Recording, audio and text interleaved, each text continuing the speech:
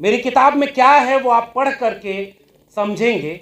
मैंने केवल एक जोखिम उठाया है कि अगर सरकारी स्कूल, सरकारी कॉलेज, सरकारी विश्वविद्यालय न होते तो हम जैसे लोग यहां नहीं पहुंचते। और ये वंचित, शोषित, हाशिए पर ढकेले गए तबके से आने वाले लोग, पहली पीढ़ी के लोग यहां कतई न पहुंच पाते अगर इस देश में बाबा साहब अंबेडकर का संविधान और मंडल कमीशन लागू न होता। इसलिए हम यहां पर पहुंचे। उद्योग में बदल गया अगर पूरा शिक्षा जगत लाखों की डिग्रियों में, तो 25-50 साल बाद आने वाली पीढ़ी अगर आज के इतिहास को खोजेगी तो वो निराश न हो कि उस समय कोई बोला क्यों नहीं। खंडहर बन चुके सरकारी शिक्षा व्यवस्था के बीच एक प्रोफेसर की डायरी बताएगी कि हाँ, किसी ने अपना सब कुछ दांव पर लगाकर समाज को बताने की कोशिश की कि अगर बचा सकते हो तो कलम और किताब को बचाना, क्योंकि आज खतरे में कुछ बहुत ज्यादा नहीं है। आज खतरे में यही कलम और किताब है, ताकि आप मानसिक गुलाम हो जाएं। और ये कहती है कि हमें इस किताब के बहाने कलम को बचाने की कोशिश करनी है, क्योंकि आज के दौर का सबसे ताकतवर हथियार अगर कोई है तो कलम है। और कलम की दम पर हम यहाँ पहुंचे। और इस कलम को आप तमाम बुद्धिजीवी लोग, सामाजिक कार्यकर्ता, अलग अलग आसपास के कई जिलों से आए हुए आप सभी सम्मानित लोगों का इस कार्यक्रम, इस किताब के लिए ये जो प्रेम है, इसका शुक्रिया तो अदा नहीं किया जा सकता, एक औपचारिकता ही बस निभा रहा हूं।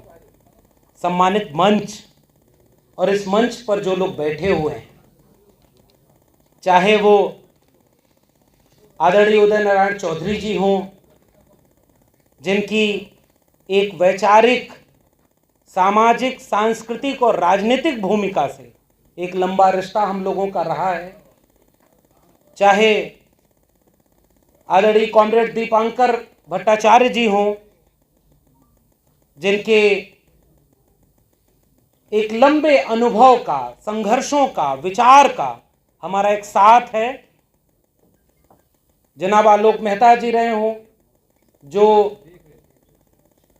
अकादमिक परिसरों से निकलते हुए उन संघर्षों को आज भी जारी रखे हुए हैं, जनाब अली अनवर अंसारी साहब हैं, जिनसे पहली मुलाकात तब हुई थी जब वो राज्यसभा के सांसद थे, लेकिन आज भी वो रिश्ता इसलिए कायम है क्योंकि उससे पहले वो हमारे लिए एक लेखक हैं, चिंतक हैं, विचारक हैं। और उस नाते आज इस मंच पर आप सभी लोग हैं, मेरे लिए ये बहुत फक्र की बात है। तो बहुत ज़्यादा वक्त न लगा करके, क्योंकि मैंने पहले ही कहा कि आज का दिन मेरे लिए इतना ही बहुत है कि पटना में इस सभागार में भी बहुत सारे लोग ऐसे हैं कि अगर आप मुझसे मेरे दिल की बात कहेंगे तो मैं चाहूँगा कि उनमें से बहुत सारे लोग मंच पर होते और हम उन्हें भी सुनते।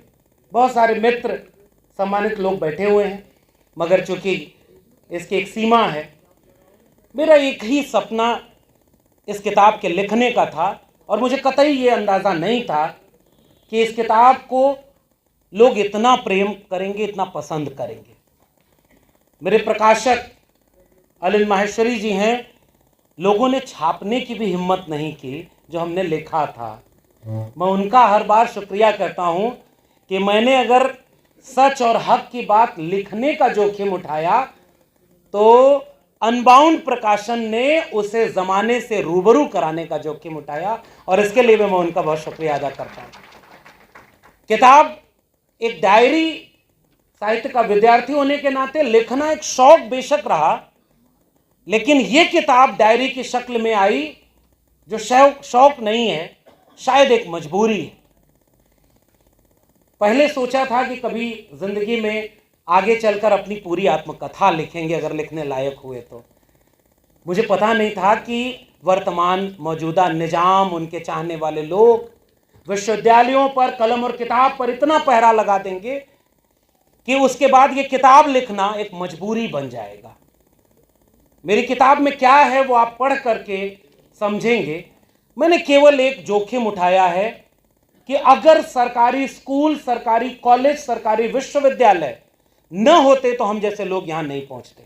और ये विश्वविद्यालय भी हैं, सरकारी भी हैं, उसके बावजूद हम जैसे पृष्ठभूमि से आने वाले लोग, किसान, कामगार, कमेरा तबके से आने वाले लोग, वंचित, शोषित, हाशिए पर ढकेले गए तबके से आने वाले लोग, पहली पीढ़ी के लोग यहाँ कतई न पहुँच पाते अगर इस देश में बाबा साहब अम्बेडकर का संविधान और मंडल कमीशन लागू न होता। इसलिए हम यहाँ पर पहुँचे। तो जिस सीढ़ी से चलकर हम आए हैं, अगर हमारी आंखों के सामने वो सीढ़ी तोड़ी जाएगी तो दर्द हमें होगा। ये किताब उस दर्द को भी बयां करती है।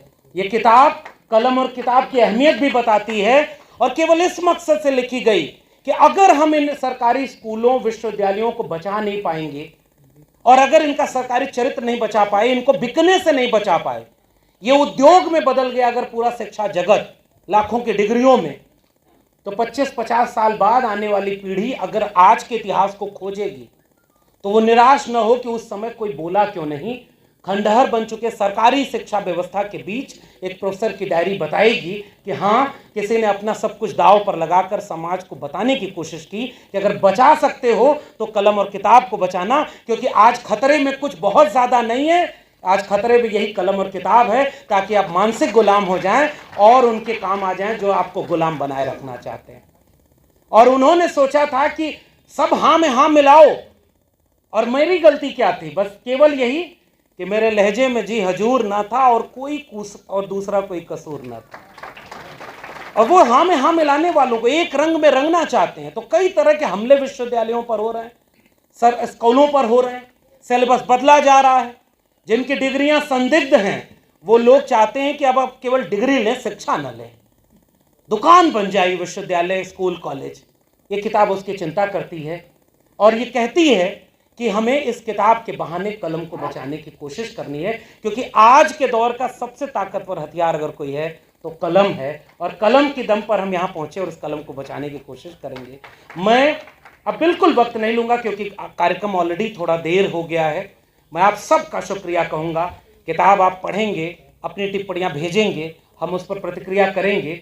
लेकिन फिर से ये मेरे लिए एक नया जगह, नई बिहार आने का बहुत बार मौका मिला, लेकिन उन कार्यक्रमों में सब कुछ होता था और आपको केवल आके अतिथि की तरफ भाषण देना है। लेकिन मेरे तमाम चाहने वाले लोग, चाहे वो अरुण नारायण जी हों, गौतम जी हों, तमाम लोग जिन्होंने इस कार्यक्रम को साकार किया है, बहुत मेहनत की, उनका भी शुक्रिया करना चाहता हूं कि लगा ही नहीं कि यहाँ हम मेहमान बन के आए हैं, लगा कि ये तो विचारधारा का रिश्ता है और इतना शानदार कार्यक्रम आपने आयोजित किया है। बहुत शुक्रिया, बिल्कुल वक्त नहीं लूँगा और आप सबका बहुत धन्यवाद, और बाकी हम वक्ताओं को सुनेंगे। बहुत बहुत धन्यवाद।